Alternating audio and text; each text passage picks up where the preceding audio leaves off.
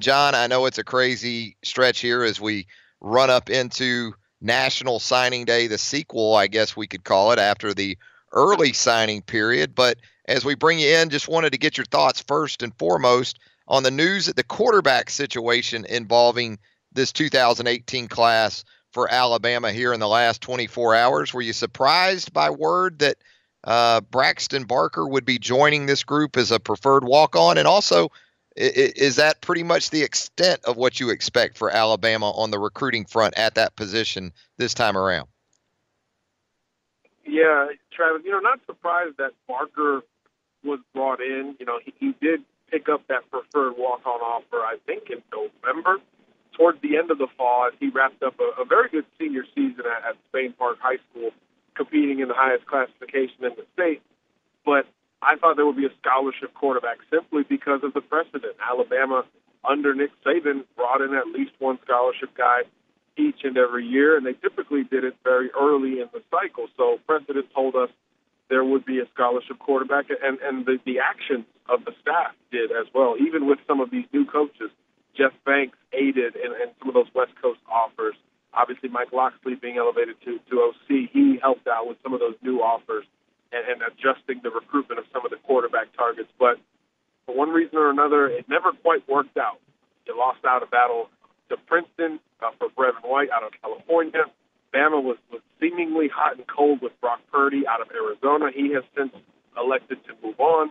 And so you just take Barker last night, and all of a sudden Alabama looks quite done at the position. I think the depth chart, the emergence of Tua Tagovailoa, all combined into one, just made it tough for Alabama to lock in their typical blue-chip type of quarterback recruit. And it also helps that numbers are crazy elsewhere. So I think, when you weigh all of that, if you're Alabama, they made the decision to get a walk-on who has some ability to provide depth in the quarterback room, and then obviously use that scholarship either for another 2018 target or to potentially save it for 2019, which is going to be a very loaded group, a much stronger class, even in state. So I think there's some forward thinking there from Alabama, but certainly we've never seen this before. So in that element, I was very surprised. John, I'm looking at sort of the schedule of announcements for Alabama targets and commitments for tomorrow, beginning at 7:30 Central with four-star defensive lineman Bobby Brown out of Texas, and extending through Jalen Moody, a recent offer at the linebacker position out of Conway, South Carolina. And I'm counting no fewer than 16 prospects for tomorrow, John, that are either going to solidify their status with Alabama, flip elsewhere, or make their intentions known for the first time that they are indeed going to choose and sign with the Crimson Tide. I can't remember this big a number of players on signing day, John, making a final decision involving Alabama. Am I wrong on that?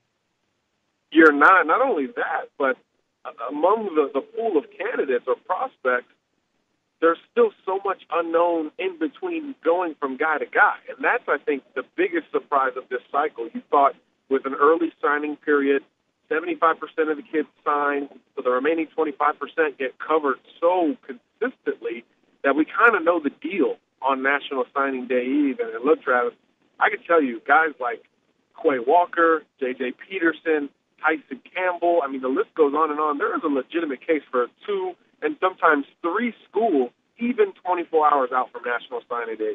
That's just something we don't ever see on such a consistent basis. And Alabama seems to be involved with most of those guys who are considered truly wide open. Nicholas Petit-Pierre, the offensive lineman, is another one. So it's kind of a funky cycle already, but I think there's still legitimate drama in the final 24 hours.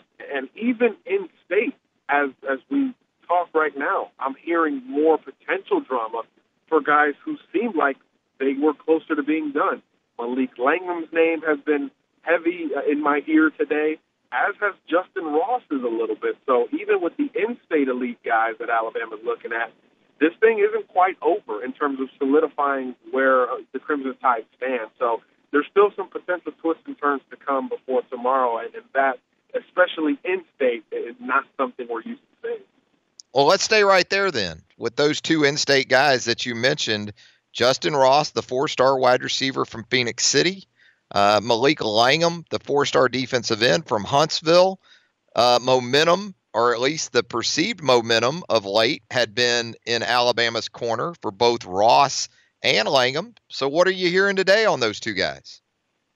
Well, there's always some strategy to it, right? So when you hear information this close to signing day, you have to kind of categorize it. Is this fluff? Is this substance? Is it legit? I was told by a great source in Huntsville that there could be a big surprise coming with Malik Langham. I was told he was settled on a school for several days, maybe even a week plus, which lended everybody towards thinking Alabama. But since then, there's been some type of change. I'm looking to get a little bit more as we get closer, but obviously the last visit went to Auburn, the school he grew up rooting for. Florida was the other school in his top three, and both of those camps kind of have their ears perked up based on what I'm hearing right now, and nothing is finalized, obviously, until that letter comes in, but there could still be some back-and-forth jockeying, more so than we thought for Langham. I don't think it's as dramatic with Justin Ross. I do think it's more of a two-team race. I don't envision him going to Clemson at this point. I think that would be a bit of a surprise. I don't think he's settled just yet, but I do think the in-state schools, Alabama and Auburn, which received the final two visits, are growing with their confidence as time goes by. Like you said, Alabama has been confident for 6 weeks or so, strongly, but Auburn now is starting to feel a little bit better. That's one where I'm not sure, is it real? Is it a bit of a smokescreen? There's not a lot of buzz around his announcement itself like there have been for big-name prospects in the state in the past, like your Reuben Fosters, Rashawn Evans of the world, where everybody was tuned into one singular announcement. So there's still some late movement here. I don't know if either guy is 100% sure of where he's going, but I think there could be more movement with Langham compared to Justin Ross at this time. But again, neither is a done deal. Justin Ross, by the way, set to announce in the 12 Central hour. So while we're on the air tomorrow on ESPN2, Justin Ross will make his intentions known. Malik Langham at 2:30 Central will make his final call, or at least that's when he is scheduled to do so up there in Huntsville. So starting at 7:30 tomorrow morning Central Time, John, Bobby Brown, the defensive lineman in Texas, is going to finalize his choice. Now, by all indications, I know Hank South was able to catch up. Your colleague at 247sports.com was able to catch up with Bobby Brown. Still sounds good for Alabama in maintaining his commitment. Is that the feeling as of today? It is, and how much more important does that seem if this Langham stuff gains legs here over the next couple of hours? I think that's where you really need to solidify a position which was not only considered a priority for Alabama in this cycle, but it's a weak position nationally. So Alabama has had to go outside the box. The offer to Langham even was a late offer. They offered in December. So defensive line, few and far between when it comes to Alabama type of prospects. So if you've got one committed like Bobby Brown, you want to solidify that. So I think the good news for Alabama is the timing of everything. The chronological order favors Alabama here.